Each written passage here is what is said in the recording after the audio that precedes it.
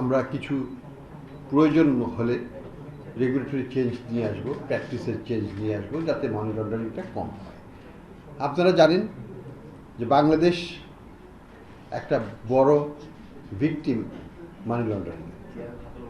আমাদের দেশের বিশেষ করে আর্থিক খাতের, ব্যাংকিং খাতের একটা বড় একটা অংশ কতিপয় পরিবার বা গোষ্ঠী তারা মানি লন্ডারিং করে এটাকে বাইরে নিয়ে চলে গেছে, যেটাকে আমরা বলি স্টোলেন অ্যাসেট বা চুরি করার সম্পদ।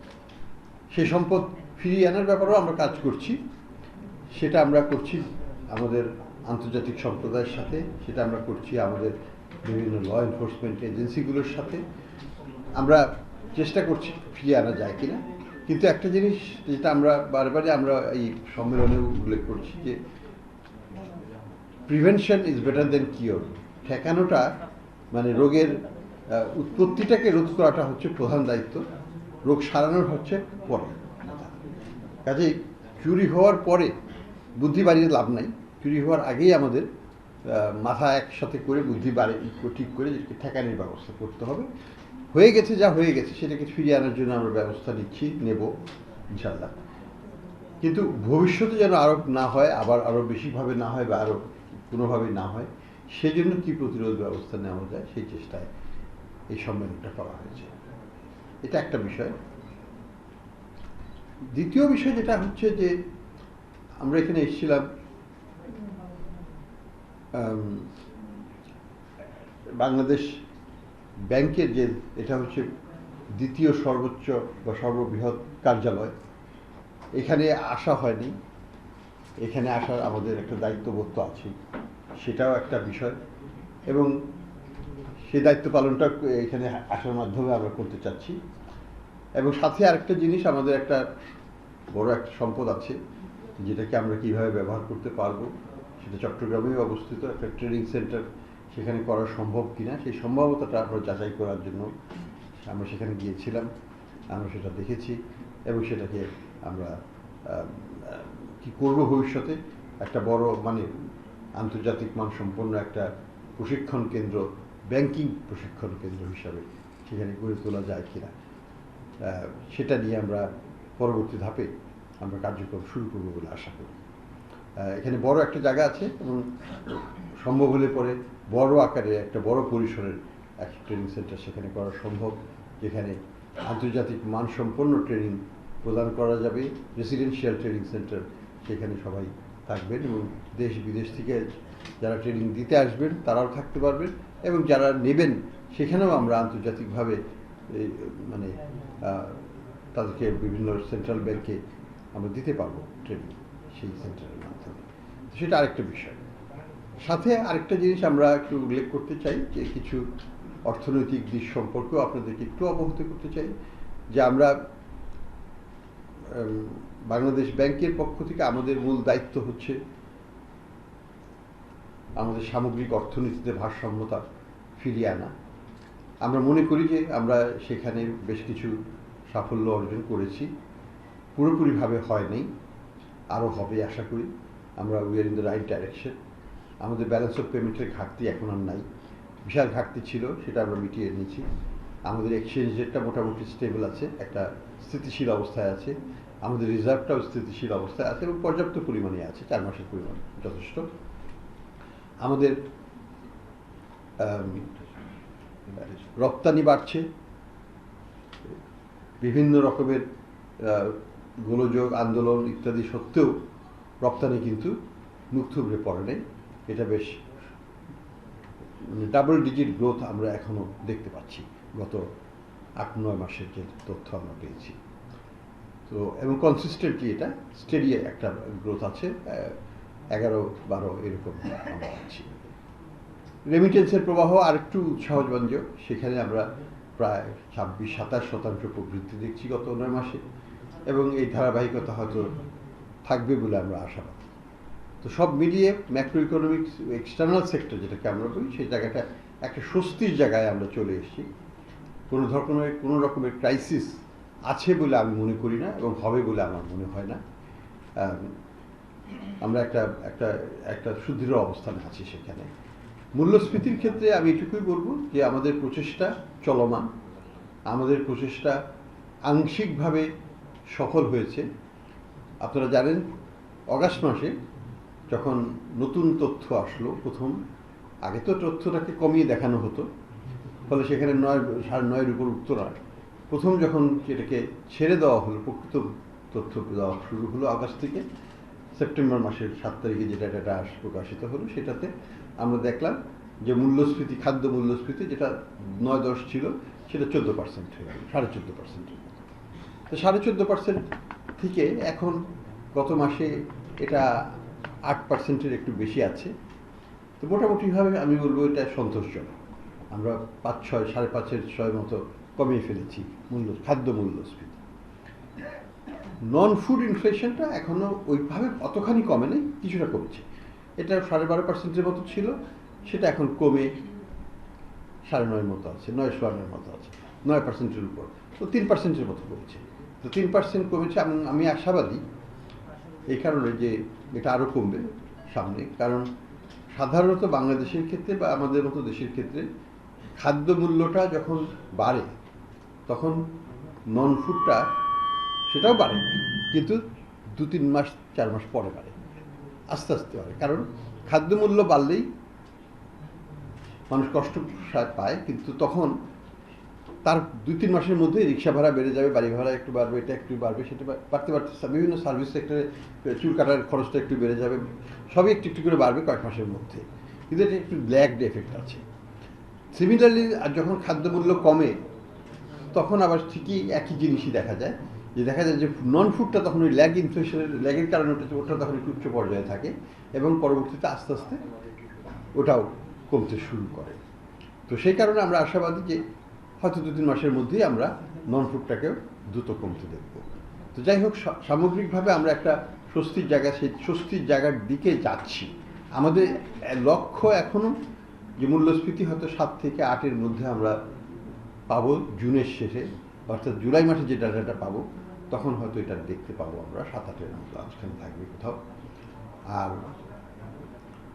ইনশাল্লাহ আগামী বছর এটাকে 5 বা তার নিচে নামিয়ে আনার চেষ্টা করা হবে। সেটা করতে পারলে আমরা ইনফ্লেশনটাকে অনেকখানি কমিয়ে আনতে পারবো, মূল্যস্ফীতির সাথে কমিয়ে আনার সাথে সাথে আমরা ইন্টারেস্ট রেটটাকে কমিয়ে আনতে পারবো। ইন্টারেস্ট রেট, পলিসি রেট এখন 10%-ই আমরা রেখেছি। এতদিন পর্যন্ত পলিসি রেট নেগেটিভ ছিল রিয়েল টার্মসে, প্রকৃত মূল্যে।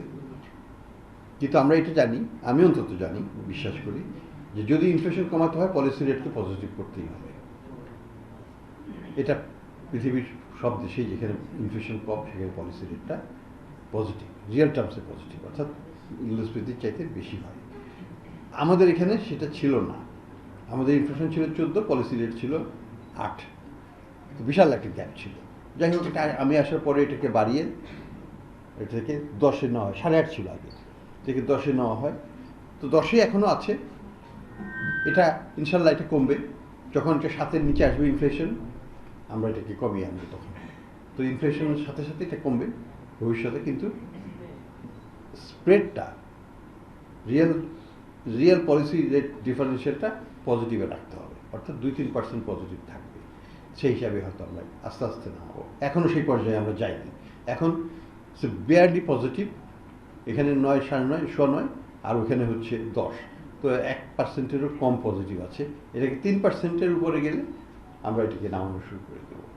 তো এই অবস্থাতে আছি আমরা। তো আমি অপটিমিস্টিক যে আমরা we in the right direction এবং এটা ভালোভাবে কাজ করছে পলিসিটা, যেভাবে আমরা অ্যান্টিসিপেট করছিলাম সেইভাবে। আর যেভাবে আমি চাইলে তো হবে না, একটা পলিসি রেসপন্সের একটা সময় লাগে। ওষুধ দিলে পরেই তো সাথে সাথে রোগী ভালো হয়ে যায় না, আর সময় লাগে তাকে সারতে। তো সারা পথ্য দেওয়া হয়েছে, উপাত্ত দেওয়া হয়েছে, সাপ্লাই সাইডে আমরা অনেক কিছু করেছি সরকার থেকে। অনেক ইনফ্লেশন রিডাকশনের জন্য ট্যাক্স কমিয়ে দেওয়া হয়েছে।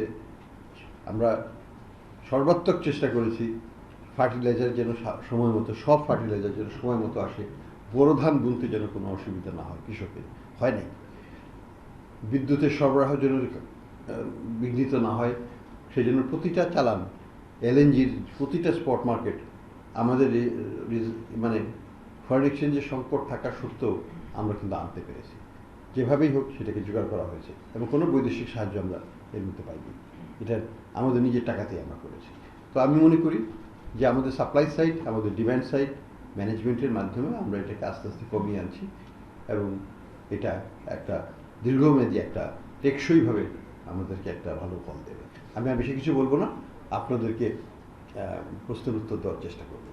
একটি প্রশ্ন, সেটি হচ্ছে আপনি বলেছেন একটি পরিবার অনেক কিছু লুটপাট করে বাইরে নিয়ে গেছে, সেটি আসলে গত 16 বছরের পরিমাণটা কেমন, সেটি উদ্ধারে এখন পর্যন্ত আপনারা কতটুকু কাজ করেছেন বা কতটুকু আসলে অগ্রগতি আছে, আর আগামীতে আসলে কি পরিকল্পনা রয়েছে সেই পাচার হওয়া অর্থ ফেরত আনতে?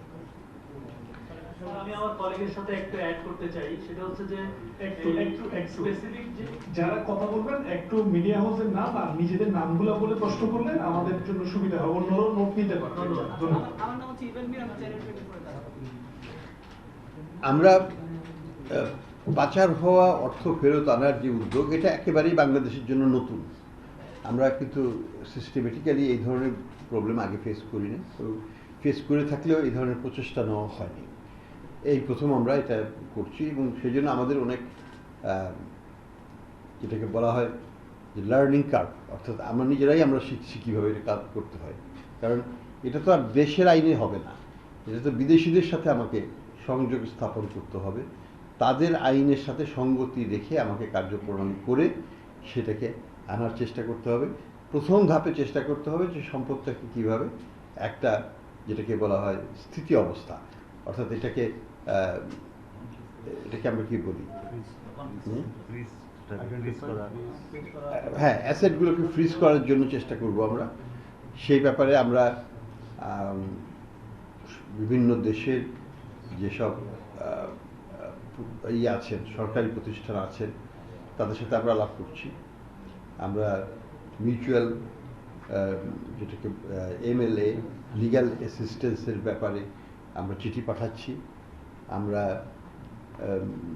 বিভিন্ন ল ফার্মের সাথে কথা বলছি, তাদেরকে আমরা খুব শীঘ্রই হয়তো হায়ার করব।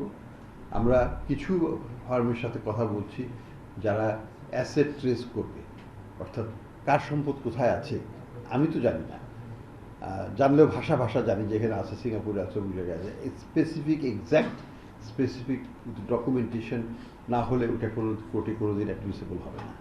তো কাজেই আমাকে সেইভাবে তথ্য নিয়ে আসতে হবে বিদেশ থেকে, এবং সেই জন্য বিদেশিদের অ্যাসেট ট্রেসিং ফার্ম যেগুলো আছে তাদের সাথে আমরা কথা বলছি এবং তাদের সহায়তা নিয়ে আমরা ওই প্রপার্টিগুলোকে বা ব্যাংক অ্যাকাউন্টগুলোকে বা তাদের কোম্পানিগুলোকে আইডেন্টিফাই করতে হবে, সেই প্রচেষ্টাও করা হচ্ছে। তো আমরা যথেষ্ট সহযোগিতা পাচ্ছি বিদেশিদের কাছ থেকে। তারপরেও জিনিসটা এত সহজ নয়, সময় সাপেক্ষ ব্যাপার। আমাদের লক্ষ্য হচ্ছে আগামী 6 মাসের মধ্যে বেশ কয়েকটা দেশের অ্যাসেট ফ্রিজ যদি আমরা করতে পারি, that will be hour initial achievement. Fridge হওয়ার পরে তারপরে যেটা হয় যে কোর্টের থ্রুতে যে কয়েক বছর লেগে যায়, একটা মামলা মোকদ্দমা ইত্যাদি হওয়ার পরে তারপরে অ্যাসেটটাকে হয়তো ফেরত আনতে পারবো। তো সেই প্রসঙ্গে কোনো পরিসংখ্যান আছে কিনা, পরিসংখ্যান আমি কত টাকা পাচার হয়েছে, পরিসংখ্যান? না, টাকা পাচার হয়েছে আমরা যেমন জানি যে বড় গ্রুপ, চট্টগ্রামেরই বড় গ্রুপ, তারা অ্যাটলিস্ট অন্তত পক্ষে 1.25 লক্ষ কোটি টাকা বা থেকে 1.5 লক্ষ কোটি টাকার মতো নিয়েছে। তো এটা তো আমরা জানি, নিয়েছে শুধু ব্যাংকিং খাত থেকে। সেরকম আরও বেশ কিছু আছে, যেমন বেক্সিমকোর পরিমাণ হচ্ছে 50,000 কোটি টাকা।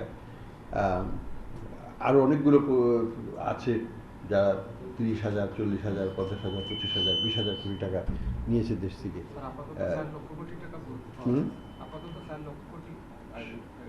সব মিলিয়ে আমার ধারণা অন্তত পক্ষে 2.5 থেকে 3 লক্ষ কোটি টাকা হবে, বড়গুলোই, ছোটগুলোকে আমি ধরছি না। আর সাথে আমাদের যেটা নন পারফর্মিং লোন যে হিসাবে আমি যেটাকে দিচ্ছি, সেটা প্রায় 5 লক্ষ কোটি টাকার মতো হবে। তো সবই যে নন পারফর্মিং সব পাচার হয়ে গেছে তা নয়, দেশীয় অভ্যন্তরীণ ছোটো অনেক নন পারফর্মিং আছে, বড় মাঝারি সব রকমের নন পারফর্মিং লোন আছে। সেই সম্পদগুলো আমাদেরকে উদ্ধার করতে হবে অন্যভাবে, দেশের মামলা দেশেভাবে অর্থ ঋণ আদালত এবং অন্যান্য আইনগত প্রক্রিয়ার মাধ্যমে। স্যার, এই প্রসঙ্গে আমি একটা বিষয় আপনার কাছ থেকে জানতে চাচ্ছি। আজকে সংবাদ মাধ্যমে আমি দেখলাম যে আপনি নিজেই বলেছেন যে এটা আনার প্রক্রিয়াটা দীর্ঘ এবং জটিল আইনি প্রক্রিয়াগুলো। আপনারা আপোষে 200 কোটি এবং তদুর্ধ্ব টাকা যারা পাচার করেছেন আপোষে একটা চেষ্টা চালিয়ে যাবেন, এটা কতটুকু রিলেটিভ? আর যে বিষয়টা আপনি নিজেই বলছেন যে এই আইনগত দিক এবং সব দিক মিলিয়ে এই প্রচেষ্টাটা আমরা যদি আপোষে করতে পারি 200 কোটি টাকা তাহলে আমার সময়টা লাগবে খুব কম সময়। তো আপনারা কি ওই পথেও যাবেন কিনা? আসলে ওটা কতটুকু বাস্তবসম্মত? না, পৃথিবীর সব দেশেই একটা আউট অফ কোর্ট সেটেলমেন্ট বলে একটা কথা আছে, পৃথিবীর সব দেশেই আছে, আমাদের করতে হবে। সব জিনিসই সবসময় মামলায় যে দীর্ঘসূত্রিতায় যাওয়ার কোনো মানে হয় না। যদি প্রতিপক্ষ যারা নিয়েছে তারা জানে যে আমরা ইট ডিপেন্ডস কতখানি শক্তভাবে আমরা তাদেরকে ধরতে পারি। যদি ভালোভাবে ধরা যায় তাহলে আপোষটা ভালোভাবে হয়, আর ভালোভাবে ধরতে না পারলে তারা তো ধরা দেবে না। কাজে আমাকে কিন্তু আবার অ্যাসেট ট্রেসিং করতেই হবে, আমাকে জানতেই হবে যে সে কত টাকা নিয়ে গেছে। তাকে যদি আমি না বলতে পারি যে তুমি আমার কাছ থেকে এই 20টা জিনিস করেছো আমার টাকা দিয়ে, টাকার উৎস বলো, আমাদের ট্যাক্স রিটার্নে নাই কিন্তু তোমার এই সম্পদগুলো আছে, এখন তুমি কি করবা বলো। যখন জানবে যে আমরা অনেক বিষয় জানি তখন তারা আপোষে আসতে চাইবে। যখন জানবে যে আমি জানি না তখন কিন্তু বলবো আমার 2টা সম্পত্তি আছে 20টার জায়গায়, তাই 2টা আমি নিয়ে আসতেছি, আপনারা আমাকে দেন, আমি কিন্তু ঠকে যাব, তাই না? কাজেই আমাকে আপোষে যেতে হলেও আমাকে তথ্যটাকে কিন্তু আমাকে বের করতে হবে to maximize out of court settlement. In court সেটেলমেন্টে হোক আউট অফ কোর্ট সেটেলমেন্টে আমার তথ্যর কিন্তু গরমিল হওয়া যাবে না। যত ভালো কোয়ালিটির তথ্য পাবো তত বেশি সাকসেসফুল হব নেগোসিয়েশনে। আমি সাইফুল ইসলাম শিল্পী, আমি 71 টেলিভিশন আছি। আমার একটা প্রশ্ন হচ্ছে যে চট্টগ্রামের একজন মন্ত্রী যে 620টি বাড়ি করেছে বিশ্বের বিভিন্ন দেশে এবং প্রায় 5000 কোটি ডলারের মতো পাচার করেছে। এখন ব্যাপার হচ্ছে যে তার মালিকানাধীন একটা ব্যাংকে যে শ্রমিক অসন্তোষ, যে কর্মকর্তা কর্মচারীদের ছাঁটাই এবং বিশেষ করে আপনার যে বঙ্গবন্ধুর যে জন্মশতবার্ষিকী উপলক্ষে আপনার নজরে আছে কিনা আমি জানি না, যে একজন কর্মকর্তার কাছ থেকে প্রভিডেন্ট ফান্ড থেকে 5 লাখ 7 লাখ টাকা করে কেটে নিয়েছে এবং রিসেন্টলি এটা নিয়ে তদন্ত চলতেছে। এই যে বঙ্গবন্ধুর জন্মশতবার্ষিকী কি পরিমাণ টাকা তারা লুটপাট করেছে। এখন যে ব্যাংক থেকে ইউসিবিএল ব্যাংক থেকে যে কর্মকর্তা কর্মচারীদের যে জীবনের শেষ সম্বলটুকু যে প্রভিডেন্ট ফান্ডের টাকাটা তারা ভেঙে ইচ্ছা মতো নিয়ে নিয়েছে প্রতিটা কর্মকর্তা কর্মচারী। এই বিষয়টা আপনার নলেজে আছে কিনা এবং এই বিষয়ে কোনো অভিযোগ পেয়েছেন কিনা, এবং ওই ব্যাংকে যে শত শত কর্মচারীকে আপনার জিম্মি করে রেখেছে, তাদের পদোন্নতি দিচ্ছে না, দীর্ঘ গত বছর তারা প্রতিবাদ করতে চাইছে, তাদেরকে ছাঁটাই করেছে। এই জিনিসটা কি কতটুকু? এটা কখন, এটা সময়কালটা আমি আগে বুঝতে চাই। সময়কালটা যে বঙ্গবন্ধুর জন্মশতবার্ষিকী যখন ওই সময়কাল ওই 21, 22, 23-এ। জি জি জি। না, ইরেগুলারিটিস তো অনেক রকমের হয়েছে ওই সময়, তাই না? It's one of the many irregularities. কাজে অবাক হওয়ার কিছু নাই। এখন যে জিনিসটা হচ্ছে যে এটাকে আমরা যেমন যে ব্যাংকের কথাই বললেন, ব্যাংকটা এখন অনেকখানি ঘুরে দাঁড়িয়েছে কিন্তু ইতিমধ্যেই, এবং আমরা আশা করব যে ব্যাংকটা পুরোপুরিভাবেই একটা সুদৃঢ় অবস্থানে চলে যাবে খুব শীঘ্রই। অনেক এখন কিন্তু তাদের কোনো লিকুইডিটি সাপোর্ট আমরা দেইনি, বিশাল অঙ্কের টাকা তাদের লুট হয়ে গেছে। তারপরেও আমি must give credit to the new management, তারা খুবই ভালো করেছে এবং ডিপোজিটরদের আস্থা ফেরত আছে। ওখানকার যে কর্মকর্তা কর্মচারীরা আছেন তারাও এখানে ভালোভাবে কাজ করছেন উৎসাহের সাথে, যে কারণে ব্যাংকটা ঘুরে দাঁড়িয়ে গেছে। একইভাবে আমি বলবো যে ইসলামিক ব্যাংক বিশালভাবে ঘুরে দাঁড়িয়েছে। ইসলামিক ব্যাংকের বাংলাদেশ ইসলামিক ব্যাংক, এখানে ডিপোজিট গ্রোথ খুব ভালো। সেখানে নতুন যে বোর্ড দেওয়া হয়েছে তারা ভালো কাজ করছেন এবং আমরা রেমিটেন্সের প্রবাহ তাদের আবার বাড়া শুরু হয়ে গেছে। যেটা কমার দিকে ছিল, 1 নম্বরে ছিল, সেটা 1 নম্বর তারা ধরে রাখতে পারেনি, এখন আবার আস্তে আস্তে তারা ভালোর দিকে যাচ্ছে। তাদের ডিপোজিট গ্রোথ সবচেয়ে ভালো এখন, এবং এই ধারাবাহিকতাটা বজায় রাখতে পারলে কাস্টমারের কনফিডেন্সটা যদি থাকে তাদের উপর, যেটা আছে এবং যেটা থাকবে বলে আমরা আশা করি, ইসলামী ব্যাংক দাঁড়িয়ে গেছে। As a matter of fact. এখানে নিয়ে কোনো চিন্তার কিছু নাই। আমি আপনাদের মাধ্যমে আবারও বলতে চাই যে কতিপয় ব্যাংক খুব ভালোভাবেই টার্ন অ্যারাউন্ড করে গেছে এবং তারা দুস্থ অবস্থায় লুটপাট হয়েছে, সেখানে প্রচুর দুটো ব্যাংকেই লুটপাট হয়েছে, কিন্তু they are quite strong in their foundation এবং ক্লায়েন্ট বেসে তারা খুবই শক্তিশালী, ফলে তাদের কোনো অসুবিধা ভবিষ্যতে আমি দেখছি না। তাদের হয়তো ক্যাপিটাল শর্টফল থাকবে, কিন্তু ক্যাপিটাল শর্টফল হলেও এটা আমরা তাদেরকে হয়তো আমরা তাদেরকে মনিটরিং করছি, প্রতি মাসেই তাদের সাথে বসছি, দেখছি তাদের অবস্থাটা। এটা আমি মনে করি যে হয়তো 2-3-4 বছরের মধ্যেই তারা 12-13% পজিটিভ ক্যাপিটালে চলে যাবে, নেগেটিভ থাকবে না। তো আশাবাদী এগুলো সলভ হয়ে যাবে, সময়ের সাথে হবে। আমরা ব্যাংক রেজলিউশন অ্যাক্ট নিচ্ছি, যদি কোনো ব্যাংক আমাদের সাপোর্ট দেওয়ার পরেও তারা যদি না দাঁড়াতে পারে তাহলে আমরা অবশ্যই সেখানে ডিপোজিটরদের স্বার্থ তো দেখতেই হবে। ডিপোজিটরের স্বার্থ আমরা অবশ্যই দেখব, আগেও বলেছি এখনও বলছি যে কোনো ডিপোজিটর তার ডিপোজিট হারাবেন না এবং কোনো ডিপোজিটরই কোনো ব্যাংক থেকে টাকা তুলে নেওয়ার কোনো কারণ নাই। আপনারা থাকুন যেখানে আছেন সেখানেই, আপনাদের দেখার দায়িত্ব সরকারের এবং আমরা দেখব। আমি হচ্ছে লতিফা আনসারের, আমি দীপ্ত টিভিতে কাজ করি। আমি দুটো প্রশ্ন আমার, একটি হচ্ছে হুন্ডি বন্ধ করার জন্য বারবার বলা হচ্ছে। আমি আমার নিজের ইয়ে থেকে বলছি, আমার বাচ্চা বাইরে পড়ে, আমার হচ্ছে স্টুডেন্ট ফাইলে টাকাটা পাঠাতে হয়, এখান থেকে ইনভয়েস আসার পরে আমরা টাকাটা পাঠাই, দেন প্রতি ট্রানজিটে আমাকে 8 থেকে 8,500 টাকা ব্যাংকে দিতে হয়। আমার বাচ্চা সাপোজ দরকার 200 টাকা, আমি সেই 200 টাকা কিভাবে দিব? 200 টাকার জন্য আমি 8,000 টাকা দিব না, কারণ আমার 200 টাকা হচ্ছে 18,000 টাকা, তাহলে আমি 8,000 টাকা কেন ব্যাংকে দিব? এটা একটা বিষয়। তাহলে আমরা সেক্ষেত্রে কি করতে পারি? স্টুডেন্ট ফাইলের মাধ্যমে এই যে 8,500 টাকা দিয়ে আমাকে 200 টাকা পাঠাতে হবে, এটার জন্য কোনো সহজ কোনো পদ্ধতি বা কোনো কিছু করা যায় কিনা একটা বিষয়। এটা যদি না হয় তাহলে আসলে হুন্ডিটা বন্ধ করা যাবে না। আমি আজকে 2 বছর ধরে এটা আমি দেখছি, খুবই সাফারার আমি। একটা বিষয় হচ্ছে ব্যাংকের এফডিআর এবং ডিপিএস এর হঠাৎ করে গত মাস থেকে ইন্টারেস্ট কমিয়ে দিয়েছে, কিন্তু পার্সোনাল লোনে তারা যেটা আমাদের থেকে ইন্টারেস্ট নেয় সেটা বাড়িয়ে দিয়েছে এবং সেটা হচ্ছে তারা বাংলাদেশ ব্যাংকের একটা পলিসির জন্য এটা করেছে। আসলে এটা হচ্ছে আমরা যারা মধ্যবিত্ত সঞ্চয় সামান্য, তাদের এই যে আমাদেরকে যা দিবে তা কমিয়ে দিয়েছে, বা আমরা তাদের থেকে যেটা নিয়েছি সেটাতে কিন্তু ইন্টারেস্ট বাড়িয়ে দিয়েছে। এটা জানুয়ারি থেকে চলছে, বাড়িয়ে দিয়েছে। এই বিষয়গুলো আসলে বাংলাদেশ ব্যাংক বা আপনারা কিভাবে দেখছেন? দেখুন, আমি একটা কথা বলি, আমাদের পলিসির কিছু পজিটিভ রিয়াকশন আছে, পজিটিভ রিয়াকশনের আবার কিছু নেগেটিভ সাইডও আছে। আমি বলি, যখন আমরা ইন্টারেস্ট বাড়ালাম, এখানে দুটো পক্ষ আছে, কিন্তু যখন আমরা ইন্টারেস্ট বাড়ালাম তখন ডিপোজিট রেট বেড়ে গেল, তাই না? বেড়ে গেছে। এখন আমি ইন্টারেস্ট পলিসি রেট কমাইনি, কিন্তু ট্রেজারি বিল রেট কিন্তু কমে গেছে। আপনারা জিজ্ঞেস করেন ট্রেজারি বিল রেট কত, যেটা 12.5 ছিল এখন 10.5, 2% কমে গেছে। ফলে ব্যাংকের পয়েন্ট অফ ভিউ থেকে যদি দেখেন, তাদের সোর্স অফ ইনকাম কিন্তু 2% সেখানে কমে গেছে।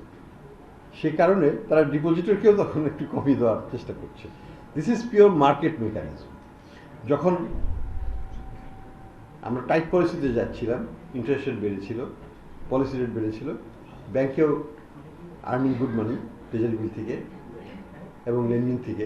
এখন আস্তে আস্তে ট্রেজারি বিল রেটও কমে যাচ্ছে, লেন্ডিং রেট কমেছে, ব্যাংকের ইনকাম কমে আসছে। ব্যাংকের ওই ডিপোজিটের উপর ওই আগের মতো ইন্টারেস্ট দেওয়ার সক্ষমতা তাদের থাকবে। আমরা ভবিষ্যতে যখন আরও পলিসি রেট কমাবো তখন কিন্তু this is not present for you, but this is a present news for the business community. ইন্টারেস্টের স্ট্রাকচারটা কমে আসবে, হোল স্ট্রাকচার কমে আসবে, ডিপোজিটও কমবে, লেন্ডিংও কমবে, পলিসি রেটও কমবে। আমরা তো সেটাই চাই। আমি কি চাই? আমি চাই ইনফ্লেশন কমুক। ইনফ্লেশন কমার পরে আমি পলিসি রেট কমিয়ে দেবো, ট্রেজারি বিল রেট অলরেডি কমেছে, আরও কমবে। আমি মনে করি যে ট্রেজারি বিল রেট 8-9% হয়ে যাবে।